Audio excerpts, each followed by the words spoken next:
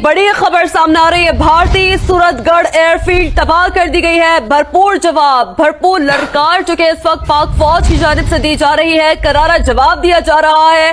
भारतीय सूरतगढ़ एयरफील्ड तबाह कर दी गई है। तो आपको इस हवाले से अपडेट करें कि भारतीय सूरतगढ़ एयरफील्ड तबाह कर दी गई है। सिक्योरिटी जरा ये बता रहे हैं, बड़ी अहम खबर सामने आई है। भारतीय सूरतगढ़ एयरफील्ड तबाह कर दी गई है।